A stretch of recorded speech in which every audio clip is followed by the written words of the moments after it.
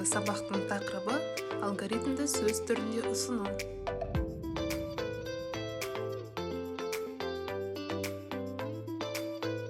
Бастапқы білімді еске түсіру үшін кім жылдам ойынын ойнайық. Берілген сұрақтарға жауап берейік. Алгоритм деген не? Алгоритм дегеніміз белгілі бір мақсатқа жету үшін орындалатын әрекеттер тізбегі. Алгоритмнің қандай түрлері бар? Алгоритмнің 3 түрі бар: сызықтық, тамақтандырған және циклдық. Алгоритм орындаушысы дегенімізді қалай түсінесің? Алгоритм орындаушысының рөлін адам, автоматтандырылған құрылғылар, жан-жануарлар мен жәндіктер орындайды. Алгоритм құру ойыны, яғни суретте көрсетілген өргерді жасау іс-әрекетін қалай құрасыңдар. Осыған алгоритм құру керек. Нанды аламыз, кесеміз, содан кейін оған майонез қосасың, котлета, содан кейін ірімшік, содан кейін помидор, капуста. Бірінші нанды аламыз, сөйтіп екіге бөлеміз. Оның үстінен котлет қоямыз, оның үстінен сыр қоямыз, помидор қоямыз, сосын жапырақ қоямыз. Нанның келесі нанды үстіне жабамыз.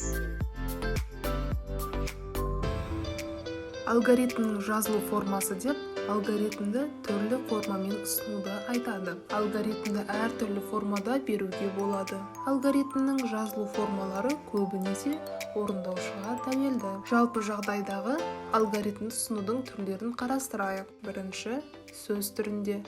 Алгоритмді сөз түрінде ұсыну қарапайым мәтін түрінде жазылады және оқылады. Екінші, тірек сөздер арқылы. Үшінші, графикалық түрде және төртінші, программалау тілінде. Сөз түрінде алгоритмді ұсыну артықшылығы сөз түрінде ұсынудың қолданып кез келген алгоритмді құруға болады. Ал кемшілігі көп сөз қолданылуы және жеке қадамдардың түсініксіз болып кетуі.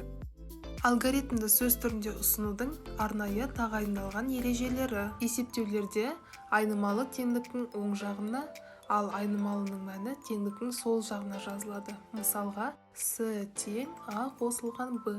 Алгоритмнің әр қадамы бұйырылып жазылады. Енгізу, орындау, есептеу және тағы басқа. Аралық нәтижесін есте сақтау үшін қосалқы айнымалылар қолданылады. Алгоритмде басы, соңы командалары жазылады.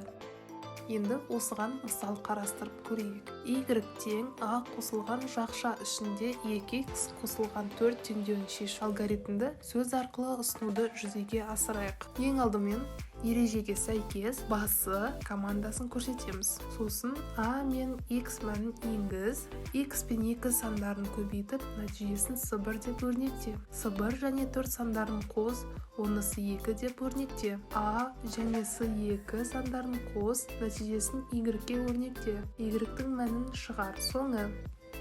Осылай, ережеге сүйене отырып, біз алгоритмді сөз түрінде ұсынудың формасын көрсеттік. Түрлендіру ойыны. Берілген блок схемадағы алгоритмді сөз түрінде ұсын.